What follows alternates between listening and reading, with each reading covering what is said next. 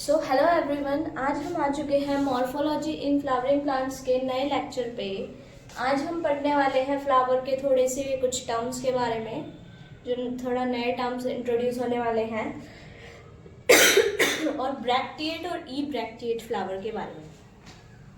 तो पहले तो है, in some flowers sepals and petals are not distinct, यानी कि सेपल्स और पेटल्स जो है वो यूनाइटेड होते हैं। कभी कभी हम देखते हैं ना, उनमें हम जो है वो जो ग्रीन वाला पार्ट होता है बाहर के पत्ते वाला और जो अंदर के कलरफुल पार्ट होता है, उन्हें डिस्टिंक्ट नहीं कर पाते, वो एक साथ ही चिपके हुए से होते हैं। ठीक है। और जो जिनमें ये सब प्रेजेंट होता है, जिनमें वो चीज़ें जो चिपकी हुई होती है, उन्हें हम क्या बोलते हैं? पेरियांथ। उसे हम क्या बोलते हैं? पेरियांथ बोलते हैं। और पेरियांथ के लिए जो यूनिट होती है उसे बोलते हैं टेपल। जैसे कोरोला के लिए होती है पेटल, कैलिक्स के लिए होती है सेपल, वैसे ही पेरियांथ के लिए होती है टेपल। ओके। एग्जाम्पल क्या है इसका? लिली। लिली इसका एग्जाम्पल है। उसके अंदर हम जो है कैलिक्स और कोरोला को डिस्टिंक्ट नहीं कर पाते हैं। ओके। कैलिक्स और कोरोला जो है वो नॉन डिस्टिंक्टिव या एक्सेसरी ऑर्गन्स है, या नॉन रिप्रोडक्टिव, यानी कि वो सिर्फ हेल्प कर रहे हैं। मान लो अगर कैलिक्स या कोरोला ना हो तो क्या रिप्रोडक्शन नहीं होगा। कोरोला क्या कर रहा है? पॉलिनेटर्स को अट्रैक्ट कर रहा है। अब अगर अट्रैक्शन नहीं भी करेगा, कोई पॉलिनेटर अगर खुद भी आ जाए मान लो विदाउट अट्रैक्शन, तो भी तो पॉलिनेशन तो होगा ना। पॉलिनेशन पे तो कोई फर्क नहीं पड़ रहा। ये वो अलग बात है कि कम होगा, क्योंकि कोई आ ही नहीं रहा, कोई अट्रैक्शन ही नहीं है, तो मतलब कोई फूल अगर सुंदर ही नहीं है तो इसलिए कोई आ ही नहीं रहा पॉलिनेशन करने। बट इसका ये मतलब तो नहीं है कि उस फ्लावर के अंदर खत्म हो गई रिप्रोडक्टिव पावर, उसके अंदर तो है ना।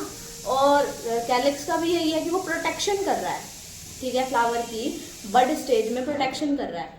बट अगर वो ना कर पाए, तो अगर किसी भी तरह से वो फ्लावर खिल गया मान लो कैसे भी कंडीशंस में, तो रिप्रोडक्टिव पावर तो उसकी नहीं गई है, वो तो अभी भी वही है। तो दैट इज वाई इन पे कोई रिप्रोडक्टिव पावर पे असर नहीं पड़ रहा है, इसलिए हम इन्हें क्या बोलते हैं? नॉन रिप्रोडक्टिव वर्ल्स बोलते हैं या एसेसरी वर्ल्स बोलते हैं। ठीक है। रिप्रोडक्टिव वर्ल्स कौन से होंगे? अब रिप्रोडक्टिव वर्ल्स होते हैं एंड्रोशियम और गाइनोशियम। ठीक है, यानी कि जो हमारे एंथर फिलामेंट वाला मेल रिप्रोडक्टिव पार्ट होता है स्टामिन, और जो हमारा फीमेल रिप्रोडक्टिव पार्ट होता है दैट इज पिस्टिल। ठीक है, ये होंगे हमारे reproductive whorls. Flowers can be bisexual और यूनिसेक्सुअल, ये तो हमें पता ही है।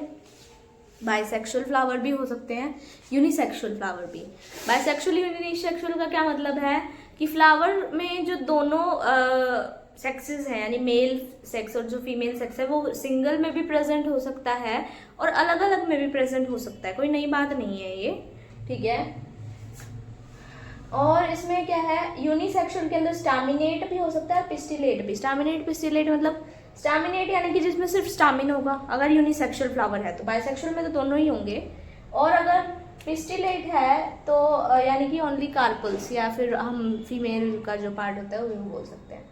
अब आपको एक छोटी सी बात बताती हूँ, आगे तुम्हें फ्लोरल फॉर्मूला में काम आएगी। अभी मैं थोड़ा थोड़ा बताते चलूँ तो अच्छा रहेगा।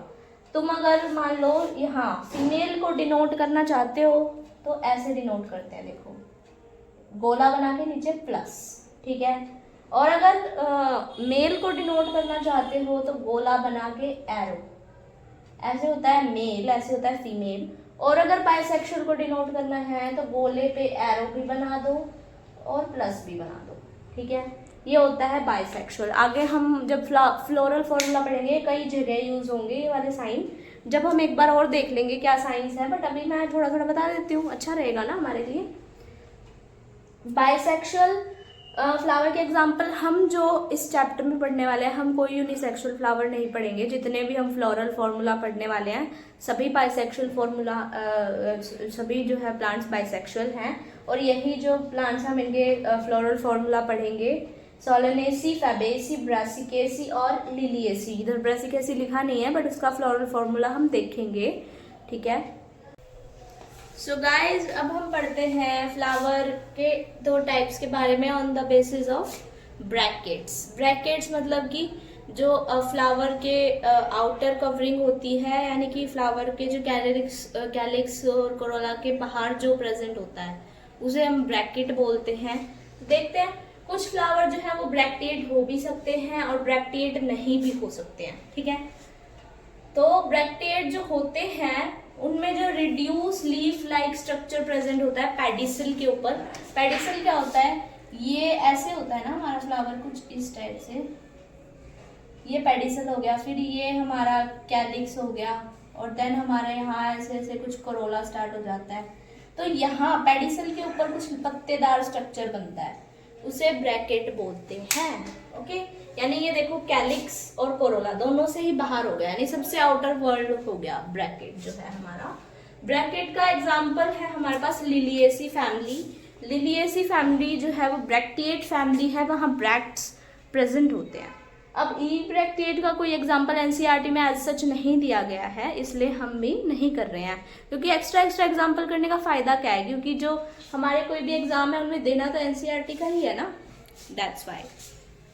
और अगर वैसे कोई अभी तक आया भी नहीं है, अगर आया होता तो मैं ज़रूर बता देती आप लोगों को किसी भी एग्जाम में।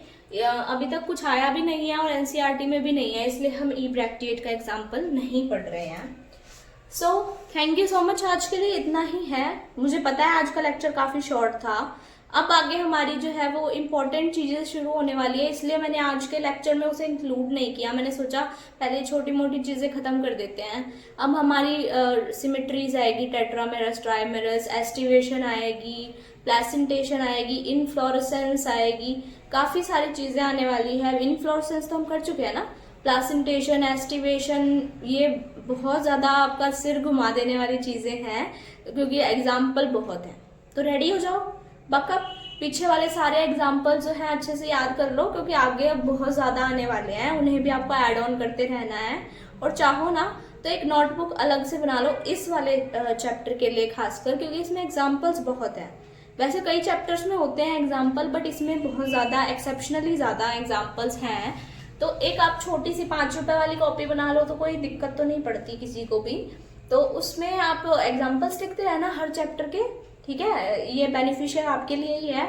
और एक कॉपी मैंने कहा ही था कि साइंटिस्ट वगैरह के लिए बना लो, और एक बना लो आप इन एग्जाम्पल्स के लिए, तो अच्छा रहेगा। थैंक यू सो मच, आज की क्लास इतनी ही है। अगर आपको मेरे वीडियो अच्छे लगते हैं तो चैनल को लाइक कर दो, सब्सक्राइब कर दो और वीडियो को शेयर कर दो। Thank you so much.